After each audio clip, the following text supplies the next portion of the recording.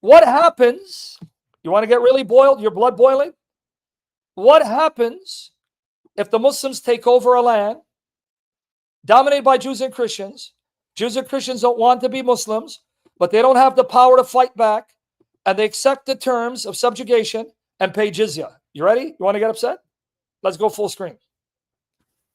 This is their authentic sources. I've seen so many Muslims to try to explain this away. Yep, dhimma. Supposedly, they'll tell you, look, you pay the jizya, you stay in your lands, stay in your homes, we fight for you. We're the ones who go to war and protect you if anyone attacks you. Yeah, like mob boss, right? Isn't that what the mafia says? The mafia says, look, you pay us money, extortion money, we'll protect you, no one will harm you. You don't pay, then we'll kill you. So you're basically paying Muslims so they don't kill you. Right? Now let's read. The order to fight the people of Scripture till they pay the jizya. This is Surah Al-Tawbah. Some say it's the last chapter. Some say it's one of the last chapters. All right. But this is Muhammad's final marching orders. Notice again why he said fight Jews and Christians. Notice the reason isn't that because they threaten you, they attacked you, they wanted to kill you. No, fight them because they don't believe like you. Let's have some fun. Extortion. Here it is, chapter 9, verse 29. Fight against those who believe not in Allah nor in the last day. Now, I'm going to ask you some questions. Okay? Get ready. Do you believe all of the Quran? Notice my question. Do you believe, yep, Vex, I'm going to get there. All of the Quran is your God? I'm not saying, let me repeat, the average Muslim understanding of Allah. Remember, I did a session on it. Not all Muslims know who Allah is, and not all Christians know the Trinity.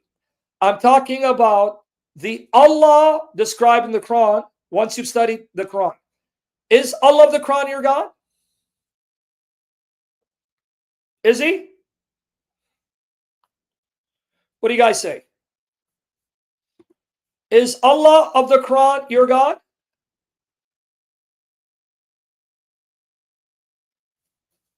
All right. You know what that means? Muslims must fight you because they don't believe in their Allah. Now, the last day for the Muslim means the day of judgment. Allah will resurrect you. Now watch here. Allah will resurrect you. And if you pass the test, you enter Jannah, paradise, which is more like Jahannam, hell. Now watch. And if you're a Muslim man, you'll be given eternal erect penises. Your penises will be hard. I'm not exaggerating. It's Muslim sources. You're going to have huge breasted whores. The word hur, huri, hur al-ain, wide-eyed, beautiful maidens who have huge breast tits that don't sag. That's in the Quran. I've done sessions on this.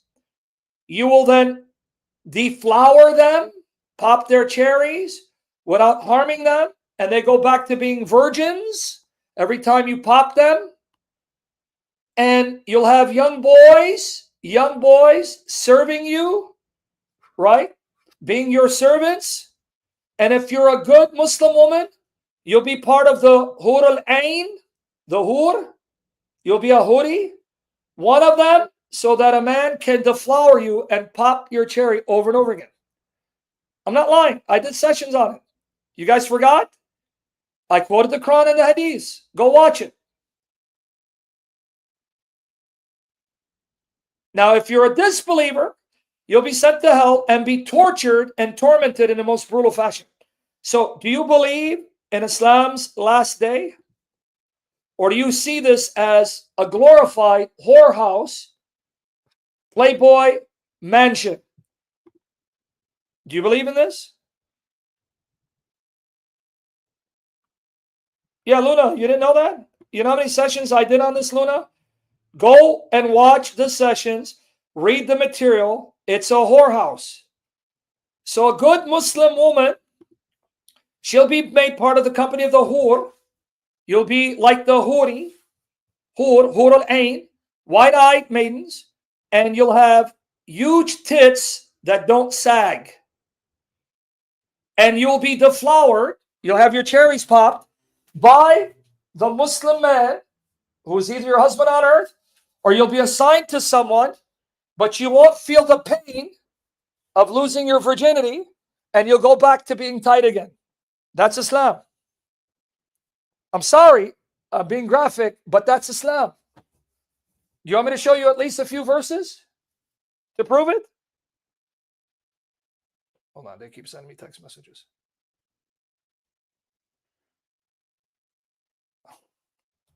You want to see some verses to prove it? And I'll give you the links to the articles again. Because I can make this a 3-hour session. All right. But what you're going to do, you're going to use the material, right?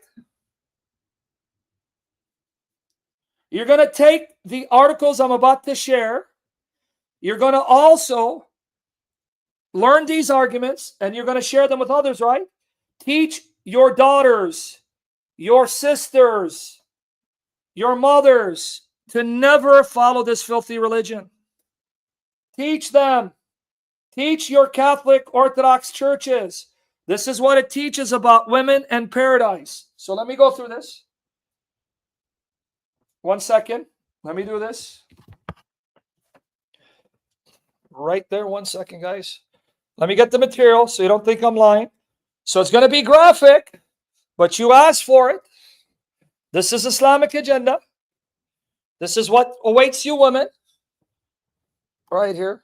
Right there. 1 second. Let's go to Quran. Let me show you some verses and I'll get you the articles. Let's go right here. Right here. All right. Halali Khan, 55, 56, 74. And right here. Ready?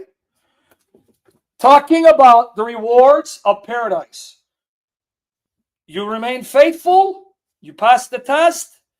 Watch what you have. There you go. 55, 56.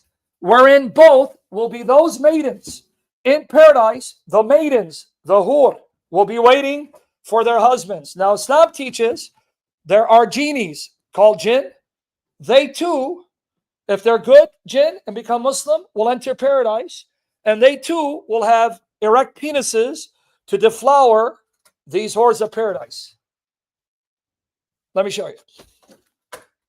Watch here. Wherein both will be those maidens restraining their glances upon their husbands, whom no man or jinn, up until that point, yet mithluhunna. Here, this is the Muslim translation. Yet mithluhunna has opened their hymens with sexual or intercourse. Their hymens have not been opened by anyone until their husbands show up, and then their hymens will be opened up. Whom no man or jinn, yet mithluhunna, no man or jinn has opened their hymens with sexual intercourse before them. They're waiting for them to show up to do it.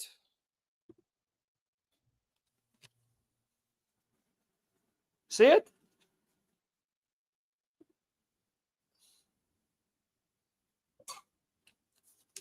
You guys see it? So what waits you in paradise? Verily, for the muttaqun, there will be a success. Gardens and grapeyards, and young, full-breasted, mature maidens equal of age.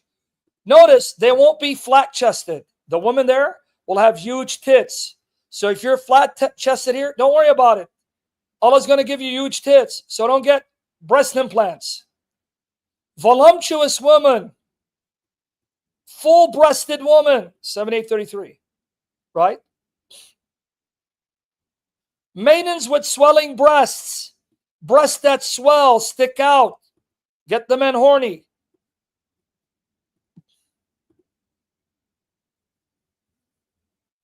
Yeah, no lie. Now let's go to my article. Let me get you this article.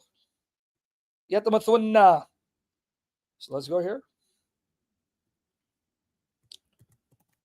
brothel. Have you been to Allah's brothel? Here you go. One of many articles. Here you go. I'm going to give you the link. Get ready to get disgusted. All right. Let's do this. Here you go. I said, readers' discretion advised. There you go, right here. So, women, if you're flat-chested, don't worry about it. Allah's going to give you huge tits. Already there? What do you mean, Miss Murray? You're already ready to go to paradise? You want huge breasts? All right, anyway. Right here. Ready? Now watch the commentary on 7833. Ibn Kathir. All right. And vineyards and kawa'ib atrab, meaning white maidens with fully developed breasts. Ibn Abbas, Mujahid, and others have said, kawa'ib means round breasts. So your breasts will be round. Your breasts will be round. They're not going to be sagging. They meant by this that the breasts of these girls will be fully rounded, not sagging, because they'll be virgins equal in age. See that? There you go. Still not convinced? All right. The Kawa'ib are the buxom girls. Arazi, one of the greatest commentators in Islam. Nawahid, whose breasts have become full. Taqabat, round. Tafalakat, round. No sagging tits for women.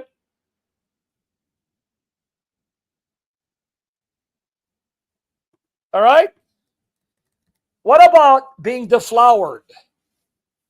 No one will deflower them except their husbands, right? Meaning they are delightful virgins of comparable age who have never had sexual intercourse with anyone, whether mankind or jinns, before their husbands. Yes, they will get married. The jinns will have jinn women, and humans will have female humans. All right. Now, Muhammad said you're going to have sex with up to 100 a day. About 100 huris a day in paradise you'll be banging. Now watch, look what he said. This is again Ibn Kathir. Abu Dawud at Talisi recorded that Anas said, Messenger Allah said, in paradise the believer will be given such and such strength for women. Anas said, I asked Allah's messenger, will one be able to do that? You're going to be able to bang all these women? He'll be given the strength of 100 men. Yes. And here Muhammad said, the man will be able to have sexual intercourse with 100 virgins in one day.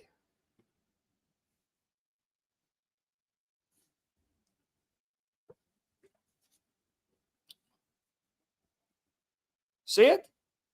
And then it says, this hadith meets the criteria of sahih. Here, the two Jalals on 5636. What will you be busy doing in paradise? And then we're going to go back. And made them virgins immaculate. Every time their spouses enter them, they find them virgins.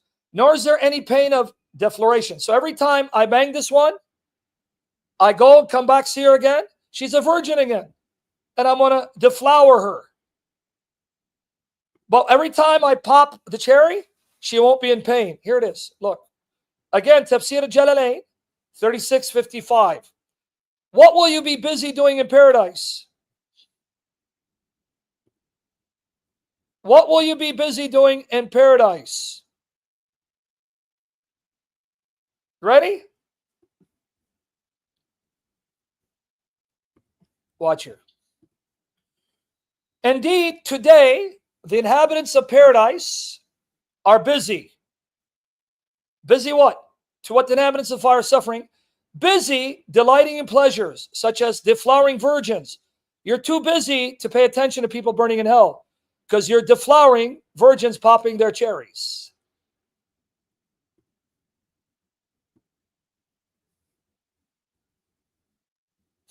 How many of you are sick, dude? How many of you are sick? This is Islam. This is the status of you women in Islam. This is what you're good for. Diddy was in the wrong religion. He should have went to Saudi Arabia.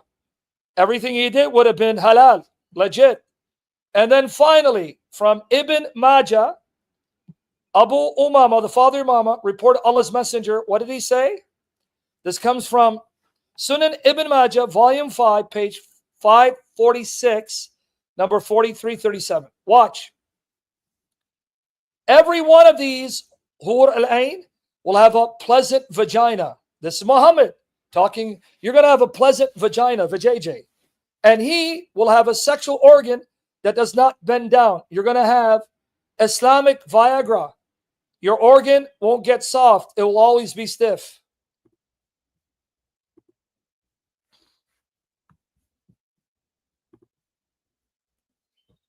Got it? Let it sink in. Let it sink in.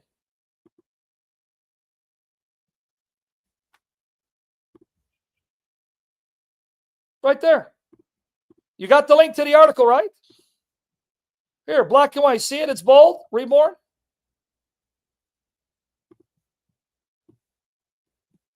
Right there. Let me get you the article.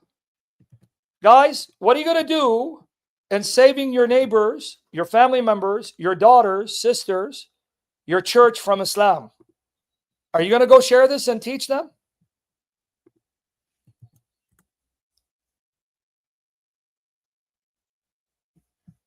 There it goes.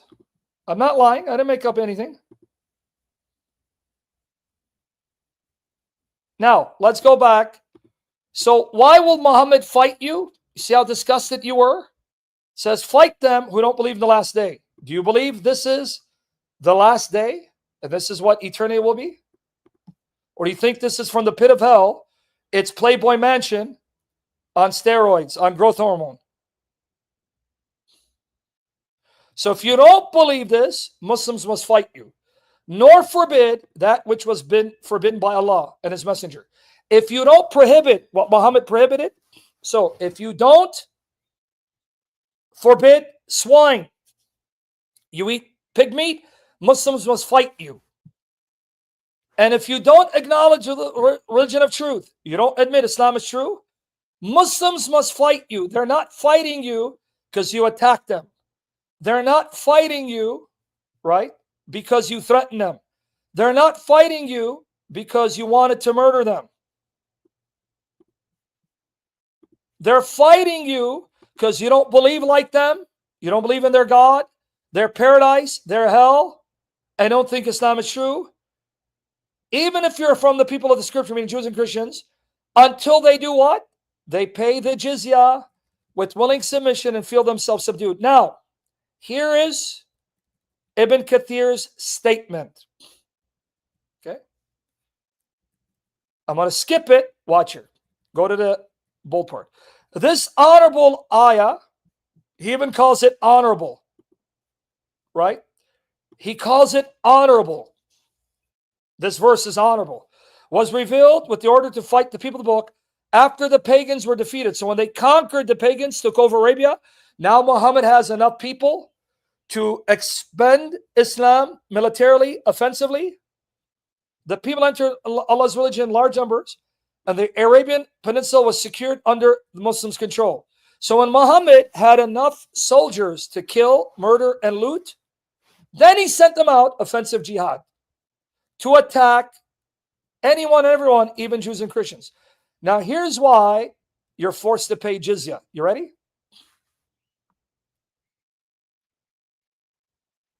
You ready? Here's why you have to pay jizya. You guys ready?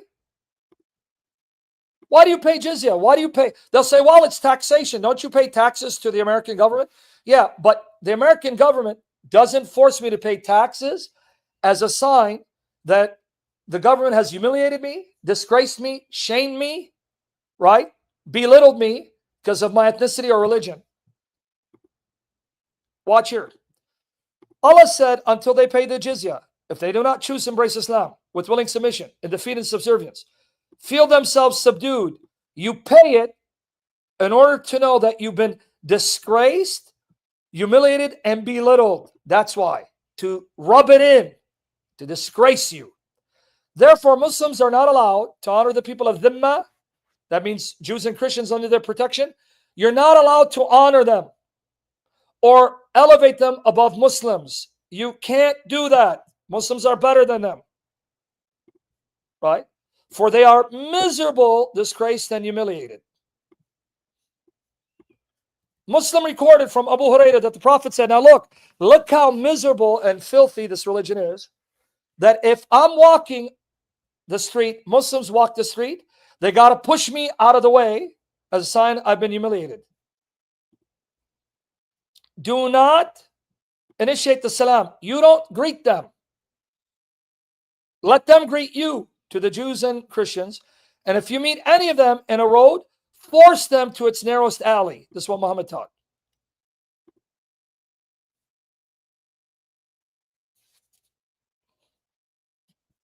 See that?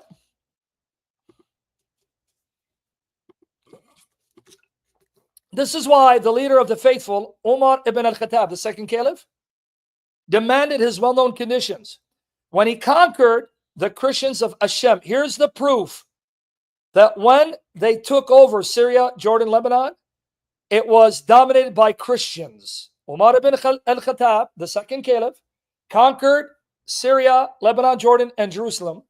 And when he went there, he saw the Christians were dominant, and these were Christian lands. So what did he demand of them? I want you to listen. What did he demand of them? Watch here. Umar ibn al-Khattab demanded his well-known conditions be met by the Christians, your ancestors, mine. These conditions that ensured their continued humiliation, degradation, and disgrace.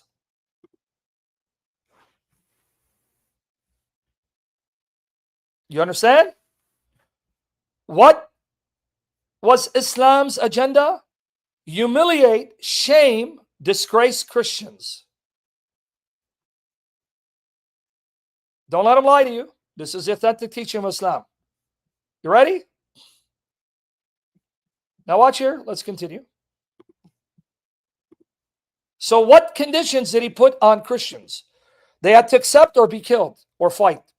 The scholars of Hadith narrated from Abdul Rahman bin Ghanm al-Ashari that he said, I recorded for Umar ibn Khattab the terms of the treaty of peace he conducted with the Christians of Hashem. Now notice, Syria, Jordan, Lebanon, owned by Christians, dominated by Christians.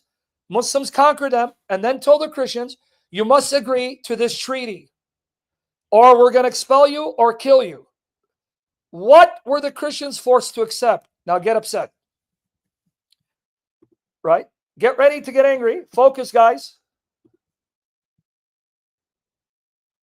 Vex, I know, brother. Take it easy. I know you're commenting. You guys are getting excited. Chime a little bit down. Calm down. Just listen and engage me. Okay.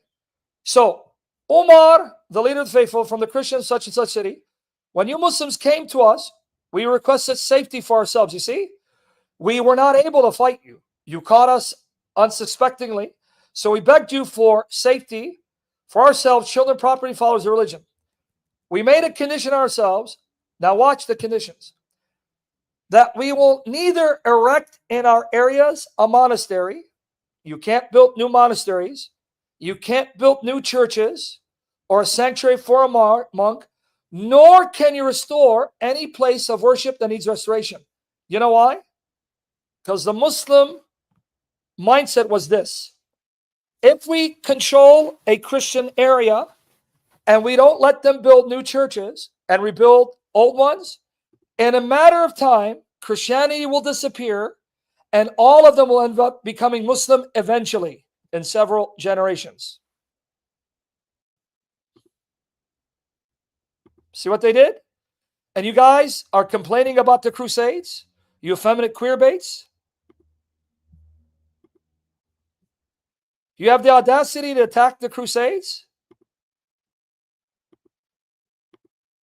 Right? We will not prevent any Muslim from wrestling in our churches. They can't even enter your church and with their wicked, filthy, pagan, demonic presence defile it. Whether they come by day or night, we will open the doors of our houses of worship for the wayfarer and passerby. The Muslims who come as guests will enjoy boarding and food for 3 days. So we got to put them up and feed them at our own expense.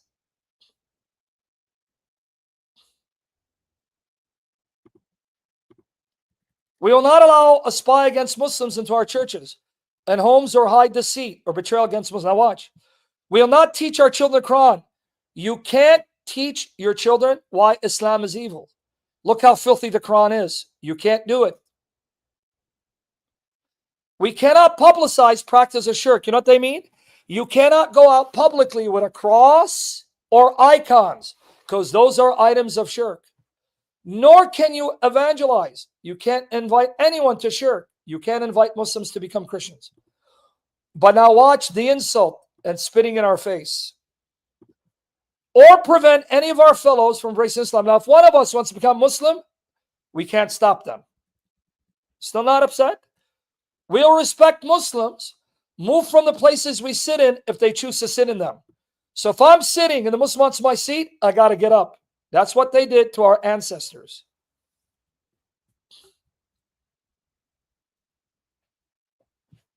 You guys, is you catching this?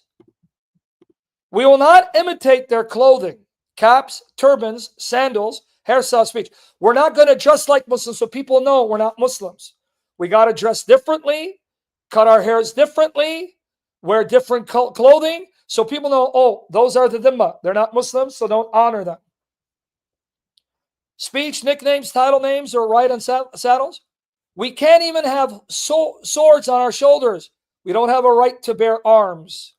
So they leave us without weapons to defend ourselves.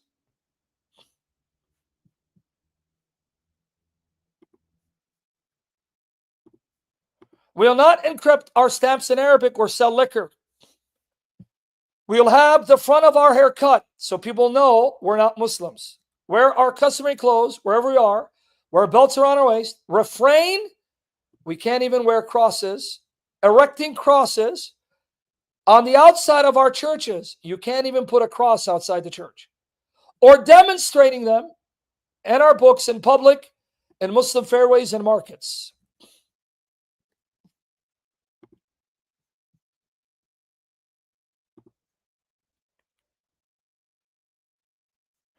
See that? We will not bury our dead next to Muslim dead. Thank God for that. Or buy servants who are captured by Muslims. Oh, I thought Islam abolished slavery.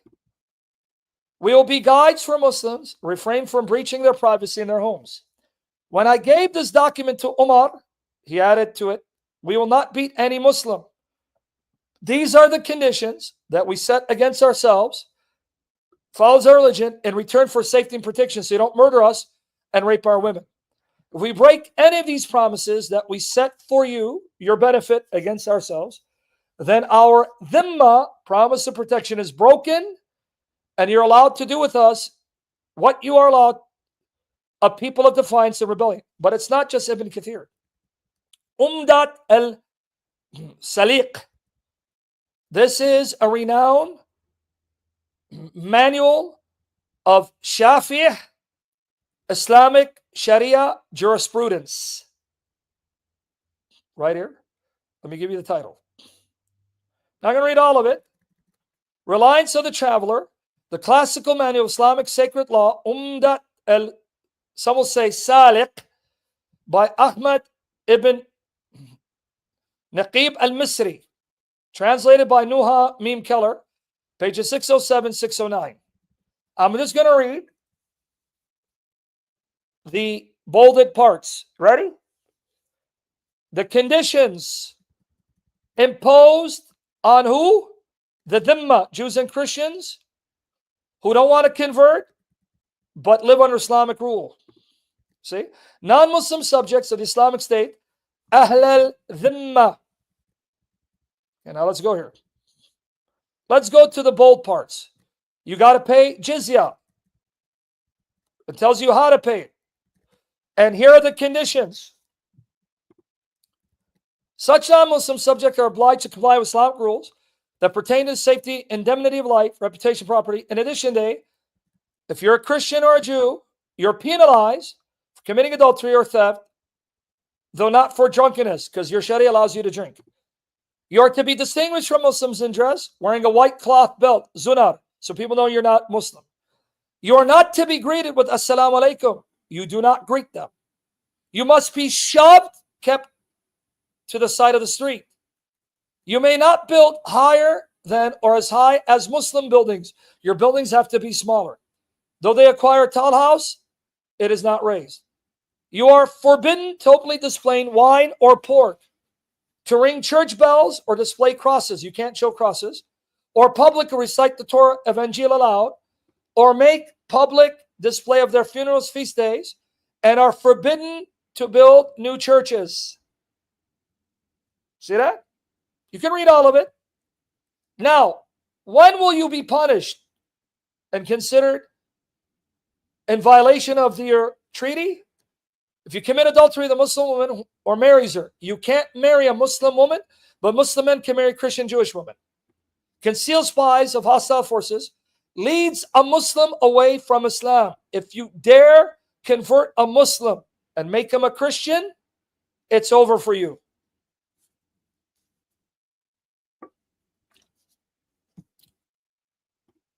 Also, you kill a Muslim, or you mention something impermissible about Allah, the Prophet, meaning God logic, David Wood, apostate prophet, Christian prince, Osama Dakdok, Robert Spencer, Rashid, myself, we all have to be murdered by Muslims if we live under Islamic rule, because we condemn Muhammad as a dog burning in hell.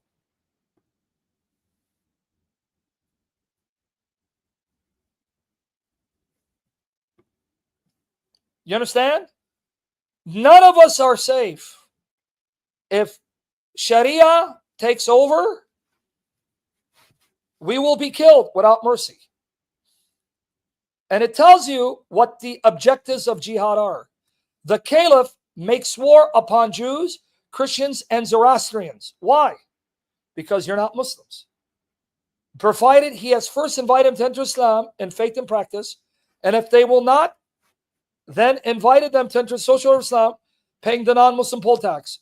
But if you don't pay the tax, then you go and kill them and subjugate them. And they quote chapter 9 of the Quran, verse 29. See that?